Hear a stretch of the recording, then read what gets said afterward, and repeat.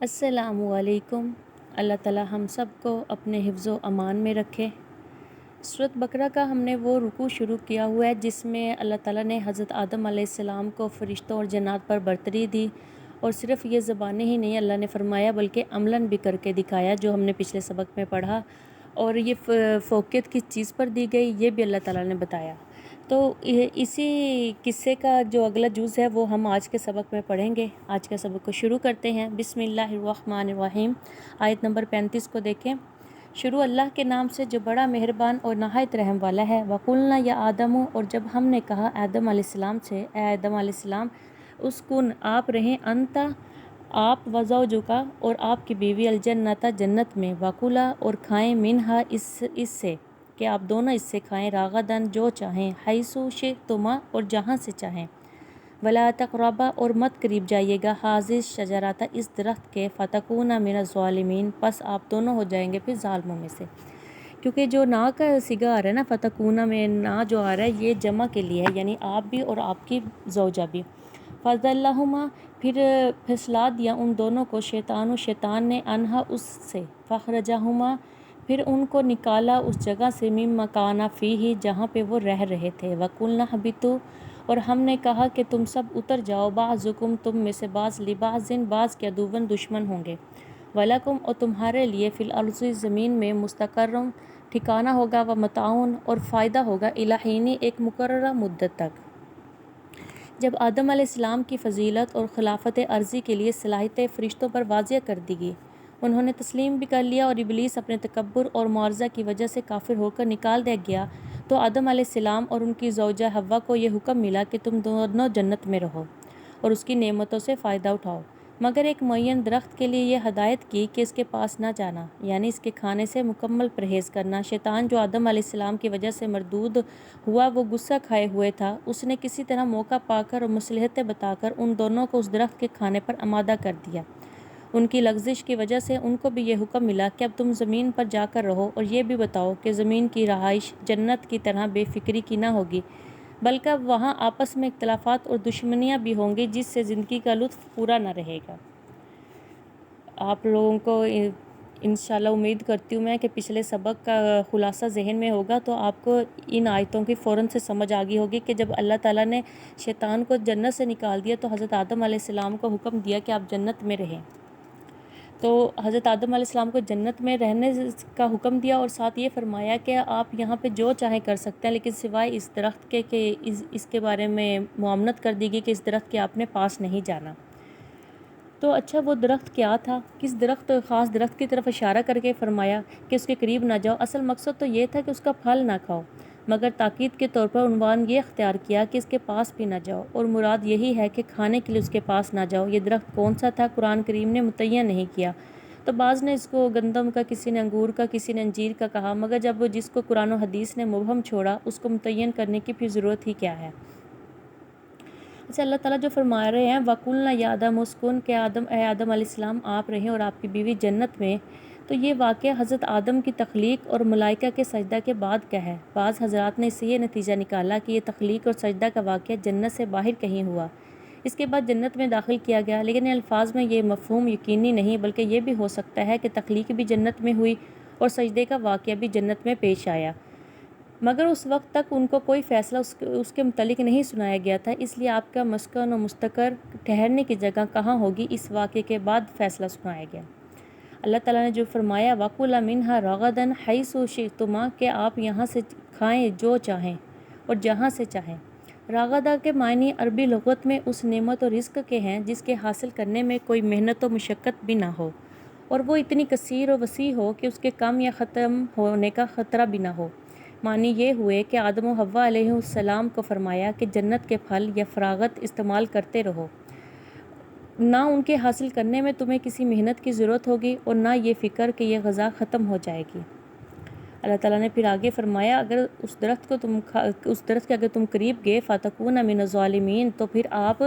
ظالموں میں سے ہو جائیں گے، یعنی اگر آپ نے اس شجر ممنوع کو کھایا تو آپ ظالموں میں داخل ہو جائیں گے۔ اچھا، پھر آگے فَأَزَلَّهُمَا الشَّيْطَانُ عَنْهُمَا، کہ ذلہ کے معنی عربی لغت میں لغزش کے ہیں، اضلال کے معنی کسی کو لغزش دینا، معنی یہ ہے کہ شیطان نے آدم و حوا کو لغزش دی۔ قرآن کے یہ الفاظ صاف اس کا اظہار کر رہے ہیں کہ حضرت آدم و حوا کی یہ خلاف ورزی اس طرح کی نہ تھی جو عام گنہگاروں کی طرف سے ہوا کرتی ہے، بلکہ شیطانی ابلیس سے کسی دھوکے فریب میں مبتلا ہو کر ایسے اقدام کی نوبت آ گئی کہ جس درخت کو ممنوع قرار دیا اس کا پھل ہی کھا بیٹھے۔ اچھا، فَأَخْرَجَهُمَا مِمَّا كَانَ فِيهِ، یعنی شیطان نے اس دھوکہ لغزش کے ذریعے آدم و حوا علیہ السلام کو ان نعمتوں سے نکال دیا جن میں وہ آرام سے گزر بسر کر رہے تھے۔ یہ نکالنا اگرچہ بحکم خداوندی ہوا مگر سبب اس کا شیطان تھا، اس لیے نکالنے کی نسبت بھی اس کی طرف کر دی گئی۔ اچھا، وَقُلْنَا اهْبِطُوا بَعْضُكُمْ لِبَعْضٍ عَدُوٌّ، کہ تم اتر جاؤ سب کے سب، تم میں سے بعض کے دشمن ہوں گے، یعنی ہم نے حکم دیا کہ نیچے اتر جاؤ اس طرح کہ تم میں بعض کے دشمن رہیں گے۔ اس حکم کے مخاطب حضرت آدم اور حوا علیہ السلام ہیں، اور اگر شیطان کو اس وقت تک آسمانوں سے باہر نہیں کیا گیا تھا تو وہ بھی اس خطاب میں شامل ہے۔ اس صورت میں باہم عداوت ہونے کا مطلب یہ ہوگا کہ شیطان کے ساتھ تمہاری عداوت کا سلسلہ دنیا میں بھی جاری رہے گا، اور بقول بعض اس واقعہ کے وقت سے پہلے ہی شیطان نکالا جا چکا تھا، تو بھی اس کلام کا رخ آدم و حوا اور ان کی اولاد کی طرف سے ہوگا کہ ان کو بطور عتاب کے جتایا کہ یہ سزا تو جنت سے زمین پر اتارا گیا۔ ایک سزا تو یہ ہے، دوسری سزا اس کے ساتھ یہ بھی ہے کہ آپ کی اولاد کے درمیان باہم عداوتیں بھی رہیں گی۔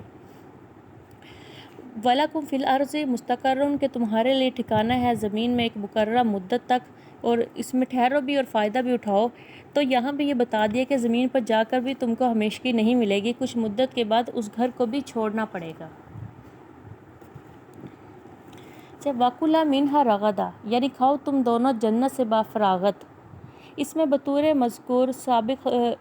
جو خطاب جس میں کیے گئے وہ صرف حضرت آدم علیہ السلام کو نہیں کیا گیا، بلکہ دونوں کو ایک ہی لفظ میں شریک کر کے منہما میں فرمایا، یعنی اس میں منہما کا جو صیغہ ہوتا ہے وہ تثنیہ کے لیے تثنیہ یا جمع کے لیے استعمال کیا جاتا ہے، تو اس میں اشارہ اس کی طرف ہو سکتا ہے کہ غذا اور خوراک میں بیوی شوہر کے تابع نہیں، وہ اپنی ضرورت و خواہش کے وقت اپنی مرضی کے مطابق استعمال کرے اور یہ اپنی خواہش کے مطابق استعمال کرے، کہ اگر جو بیوی چاہے وہ کھا سکتی ہے اور جو حضرت آدم علیہ السلام چاہیں وہ کھا سکتے ہیں۔ اچھا، اس کے بعد راغدن حیث شئتما، لفظ راغدہ کو وسعت و کثرت کی طرف اشارہ کیا کہ جو چیز جتنی چاہیں کھا سکتی ہیں سوائے ایک درخت کے، اور کسی چیز میں رکاوٹ اور ممانعت نہیں، اور لفظ شئتما معاملات کی وسعت کا بیان ہے کہ پوری جنت میں جہاں چاہیں جس طرح چاہیں کھائیں، کوئی خطہ ممنوع نہیں۔ اس میں اشارہ ہے کہ چلنے پھرنے مختلف مقامات سے اپنی ضروریات حاصل کرنے کی آزادی انسان کا فطری حق ہے۔ ایک محدود و معین مقام یا مکان میں اگرچہ ضرورت و خواہش کی ساری چیزیں مہیا کر دی جائیں مگر وہاں سے باہر جانا ممنوع ہو تو یہ بھی ایک قسم کی قید ہے۔ اس لیے حضرت آدم علیہ السلام کو کھانے پینے کی تمام چیزیں بکثرت و فراغت عطا کر دینے پر اکتفا نہیں کیا گیا، بلکہ حیث و شئتما فرما کر ان کو چلنے پھرنے اور ہر جگہ جانے کی آزادی بھی دی گئی۔ اچھا، یہاں حضرت آدم علیہ السلام کی غلطی کے بارے میں جو ان سے سرزد ہوئی وہ بیان کی گئی، جبکہ انبیاء علیہ السلام تو تمام غلطیوں سے خطاؤں سے پاک ہوتے ہیں۔ تو اس کے یہ ہے کہ حضرت آدم علیہ السلام نے سے جو غلطی سرزد ہوئی وہ انہوں نے جان بوجھ کر نہیں کی، بلکہ بتا رہے ہیں کہ اس کا سبب شیطان تھا، کہ شیطان نے ان کو پھسلایا تو ان سے یہ غلطی ہوئی۔ مگر چونکہ اللہ تعالیٰ کے نزدیک انبیاء علیہ السلام کا مقام نہایت بلند ہے اور بڑوں سے چھوٹی سی غلطی بھی ہو جائے تو بہت بڑی غلطی سمجھی جاتی ہے، اسی لیے قرآن حکیم میں ایسے واقعات کو معصیت اور گناہ سے تعبیر کیا گیا اور اس پر عتاب بھی کیا گیا، اگرچہ حقیقت کے اعتبار سے وہ گناہ ہی نہیں۔ حضرت آدم علیہ السلام کے اس واقعے کے متعلق علماء تفسیر نے بہت سی توجیہات لکھی ہیں، ان میں سے چند ایک یہ ہیں۔ اول یہ کہ جس وقت حضرت آدم علیہ السلام کو منع کیا گیا تھا تو ایک خاص درخت کی طرف اشارہ کر کے منع کیا گیا کہ اس کے قریب نہ جاؤ، یعنی جو حضرت آدم علیہ السلام سے غلطی سرزد ہوئی تو اس کے متعلق علماء نے بہت سی وجوہات لکھی ہیں کہ کس وجہ سے ان سے غلطی سرزد ہوئی۔ تو ان میں پہلی تو یہ ہے کہ ہو سکتا ہے کہ ایک خاص درخت کی طرف اشارہ کر کے منع کیا گیا ہو، اور مراد خاص یہی درخت نہیں تھا بلکہ اس کے جنس کے سارے درخت مراد تھے، جیسے حدیث میں ہے کہ رسول اللہ صلی اللہ علیہ وسلم نے ایک مرتبہ ریشمی کپڑا ایک ٹکڑا سونے کا ہاتھ میں لے کر ارشاد فرمایا کہ یہ دونوں چیزیں میری امت کے مردوں پر حرام ہیں۔ ظاہر ہے کہ حرمت صرف اس کپڑے سونے کے ساتھ تو مخصوص نہیں تھی جو حضرت صلی اللہ علیہ وسلم کے دست مبارک میں تھے، بلکہ تمام ریشمی کپڑے اور سونے کا یہی حکم ہے۔ لیکن یہاں کسی کو یہ وہم بھی ہو سکتا ہے کہ معاملت صرف اس کپڑے سونے کے ساتھ ہی وابستہ ہو جو آپ کے دست مبارک میں تھے۔ اسی طرح حضرت آدم علیہ السلام کو یہ خیال ہو گیا کہ جس درخت کی طرف اشارہ کر کے منع کیا گیا تھا، معاملت اسی کے ساتھ خاص ہے۔ شیطان نے یہی وسوسہ ان کے دل میں مزین اور مستحکم کر دیا اور قسمیں کھا کر یہ باور کرایا کہ میں تمہارا خیر خواہ ہوں، تمہیں کسی ایسے کام کا مشورہ نہیں دے رہا جو تمہارے لیے ممنوع ہو۔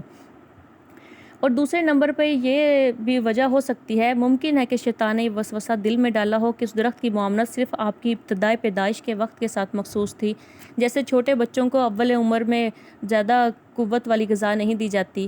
اور جب ان میں قوت پیدا ہو جاتی ہے، بچوں میں تھوڑی سی طاقت آتی ہے، تو پھر انہیں ہر قسم کی غذا کی اجازت ہوتی ہے۔ تو ہو سکتا ہے شیطان نے حضرت آدم علیہ السلام کو بھی یہ کہہ کر پھسلایا ہو کہ اب آپ قوی ہو چکے ہیں، اس لیے وہ معاملت باقی نہیں رہی۔